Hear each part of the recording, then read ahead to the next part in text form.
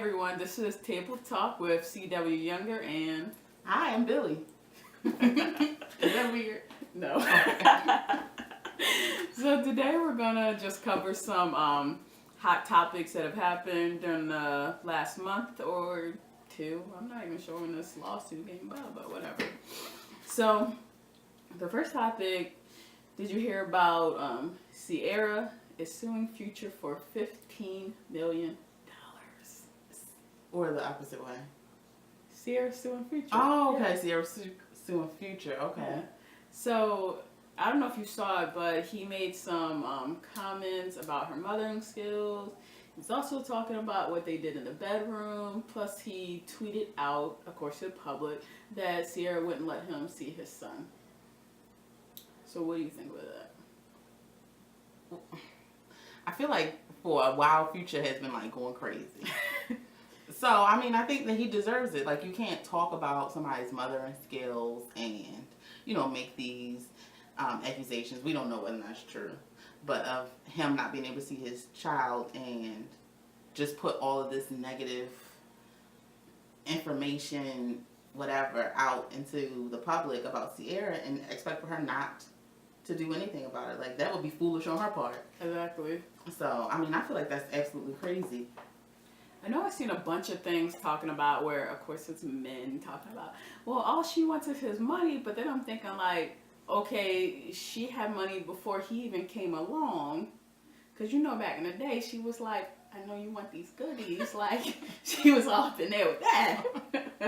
That's hilarious.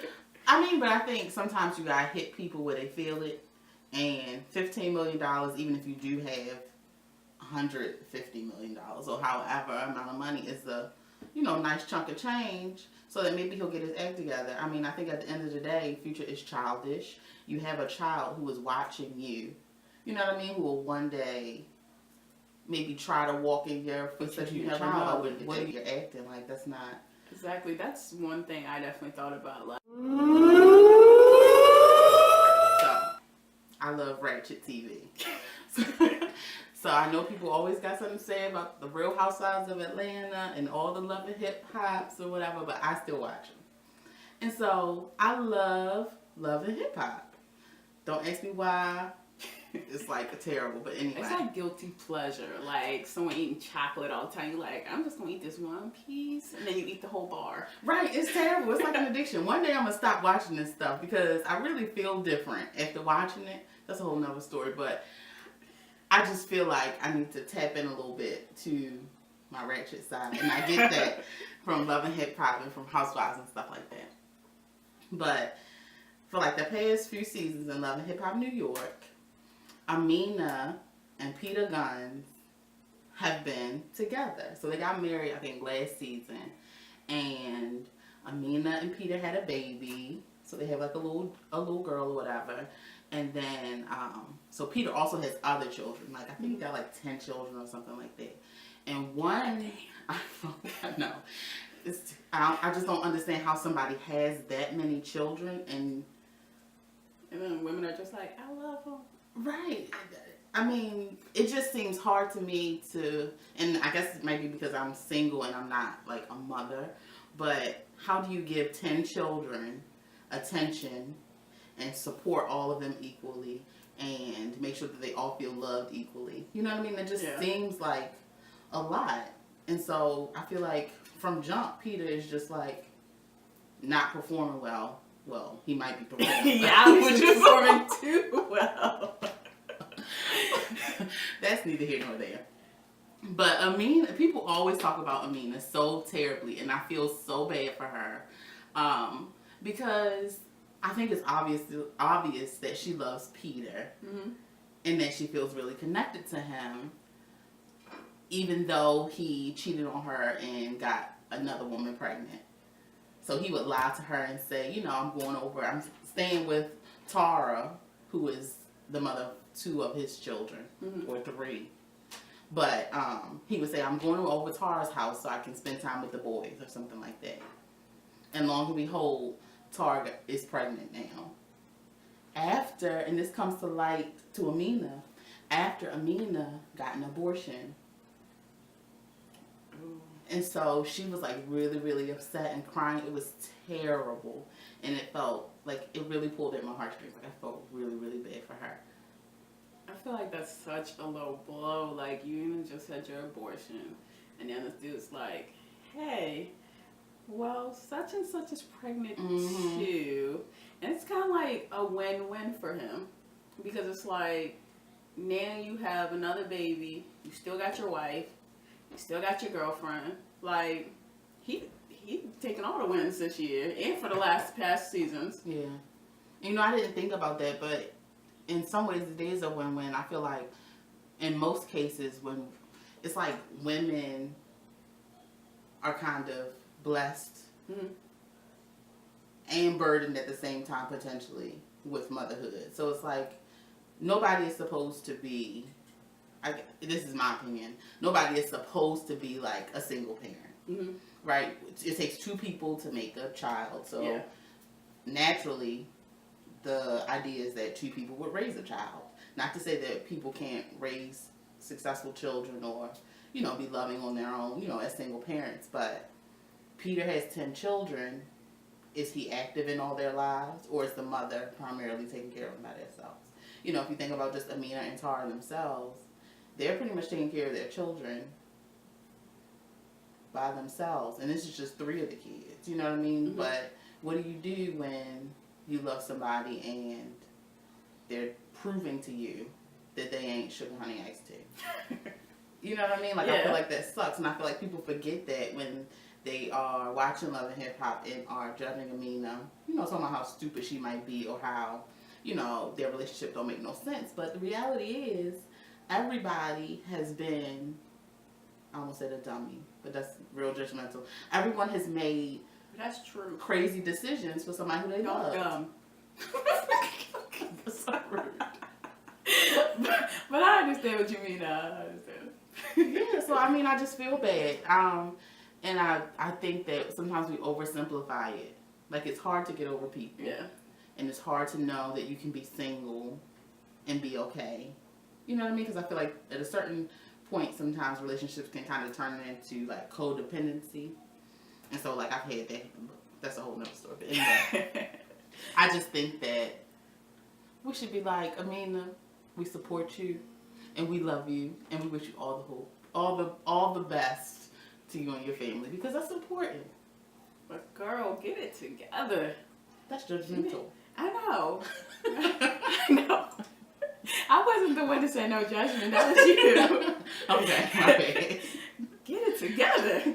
Like, I mean, there has to be a certain point where you want to basically take care of yourself beyond, because obviously, you know, I know she loves him, but obviously it's gotten to a point where she's kind of like caring about Peter's feelings beyond her own. Because it's like, I mean, I don't feel like you can actually fully accept yourself and be willing to put up with that kind of, and it's kind of like abuse. Because it's like, obviously he's saying all the right things, and I don't know. She need to get together. Yeah. But just think about the times where you probably needed to get it together.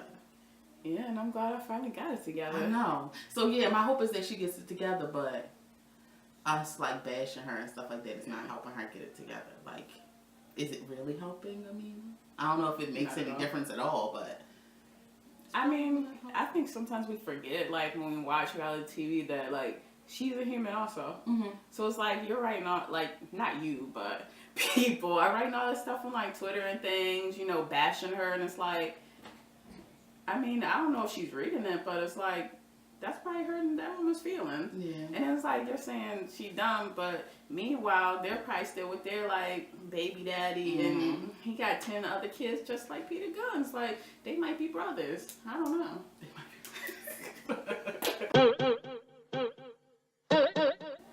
I know everyone has seen that Beyonce Super Bowl performance.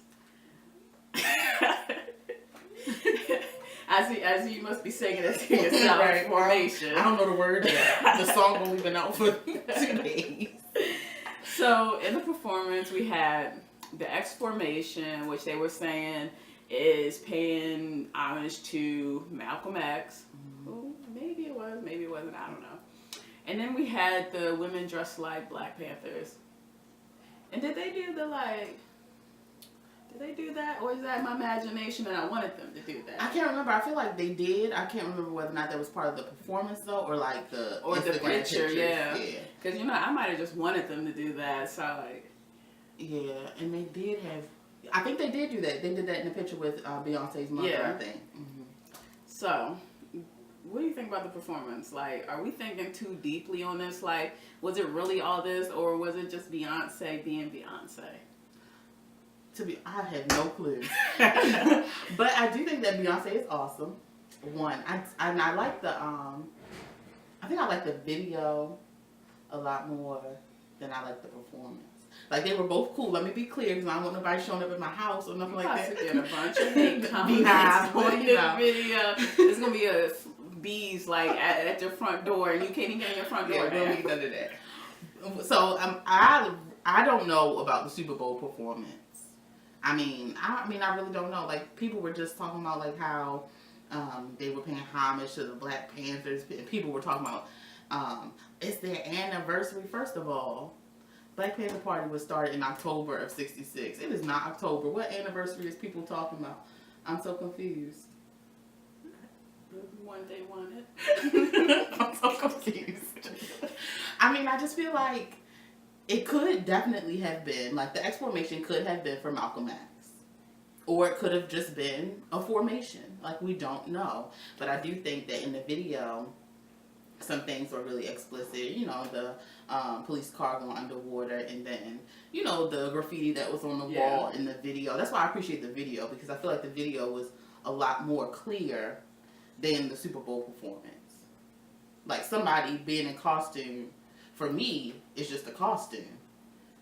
I mean, I'm not really reading into that, like, Beyonce is a part of the new Black Panthers. I'm not Black Panthers now. Right, I'm not even thinking Go that. Beyonce, you part of the Black Panthers. Right, power to the people that, like, that don't make sense. But it's like, I don't know, because I felt like maybe we could say about the Black Panthers thing, because, I mean, they were wearing, like, the little berets, and, that's the signature of the Black Panthers. But, I don't know, I think people took it too deep. Like, I saw some Twitter comments, and they were dragging her. And it was from, like, white people, and unfortunately some Hispanic people. And they were like, yeah, get this trash off of TV, yada, yada, yada. Other stuff that I'm not even going to say on here that starts with the N. Mm. So it's like, I feel like, and it reminds me of this thing I saw today where it's like, she's calling for like a formation, which, I mean, I guess like in my eyes, I see that it's like, Black women, and she's kind of like showing like, and this goes off the music video too, like where Black women are allowed to be like kind of like carefree. Mm-hmm. So it's like get information, and with the Black Panther thing, it's kind of like respect for Black people, but we're allowed to be carefree. Mm-hmm. So that's how I kind of see it. And I started saying something, and then I started saying that. I don't even know what I said before. But I think that part turned out really well when I said that. What is wrong with you? But I think that I need to listen to the song again.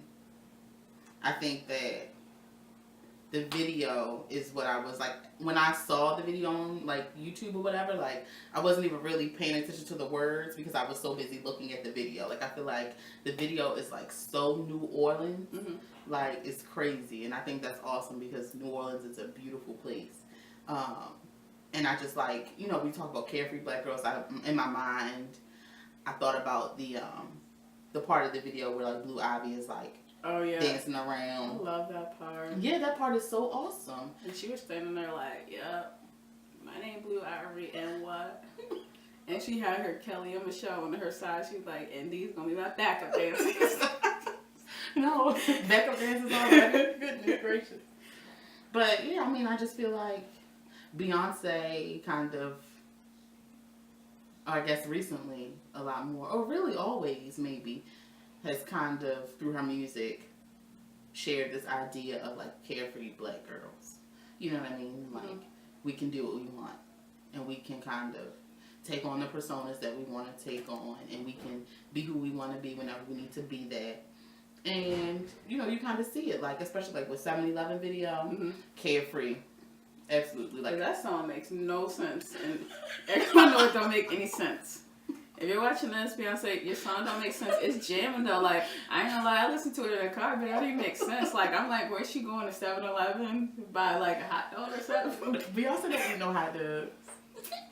She eat hot dogs. She just lying. That's why she got a baby now. You stupid. I can't. I cannot. But yeah, I think Formation is awesome.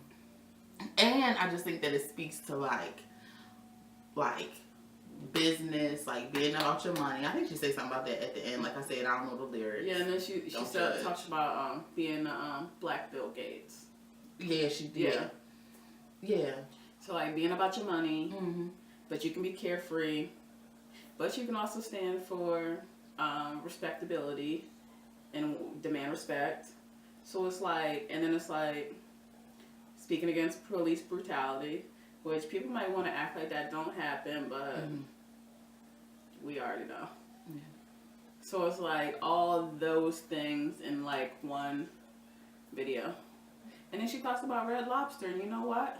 Their stock rose. I was about to say, yes. Do not go to Red Lobster. Those Cheddar Bay biscuits ain't gonna taste no better because Beyonce. Go to Red Lobster, get them Cheddar Bay biscuits, and then bring me some because those things are delicious. One thing I was thinking about too is that I wonder whether or not like the average black woman does have the space to completely be carefree. Because I don't know if it's necessarily just the space that I'm in right now, but I don't feel like I can be completely carefree. Like with some things I can, like in terms of, you know, my body and what I do with it, like as far as I get piercings or tattoos or something like that, I still keep in mind work so that I'm not able to be completely carefree. You know what I mean? But it's like, would you still get that tattoo over your eyebrows? Like, even if you didn't have a job? Like, I mean, because I feel like you can be carefree in like different kind of ways. Because it's like you don't want to totally go crazy, but it's like, I mean, even wearing like, you know, something like the head wrap, like to me that's carefree because it's kind of like, you know, a lot of times in like workplaces they expect us to have like permed hair, you got it fried and dyed and laid to the side and everything, but it's kind of like you got like the bigger kind of earrings on. Like to me that's kind of being carefree in your own kind of way. I think it's like a more like subjective thing to what you feel is carefree. And I mean, of course all of us can't be like carefree like Beyonce, but even she can't be carefree because it's like I'm sure she puts on a, you know, persona when she's in front of the camera and when she's off the camera, and she's gonna be that Texas Bam as she called it in the song. as she referenced in her single, Formation. Buy that today, get your tickets. Like, that's so funny. We her representatives. Call us Beyonce. Right, just teach me how to dance. I don't know. You know, I like Beyonce, but like I feel like just that performance and the video made me a bigger fan of hers. Like I'm not going to your concert or anything. Let's be clear. I'm not buying those tickets. That's what I'm not going to. But I'll watch your video on YouTube again. Again. I had a hard time finding that video because everyone, like, by the time I got to the video, everyone had put up comment videos where they're like, oh my gosh! Or they're like, did you see Beyonce dead? She is part of Illuminati. I know it. She's trying to trick us. I'm so over people in this Illuminati thing. Like, most people can't even spell Illuminati. Now all these rappers supposed to be just... Her, Michael Jackson, everyone. They in the Illuminati, everyone.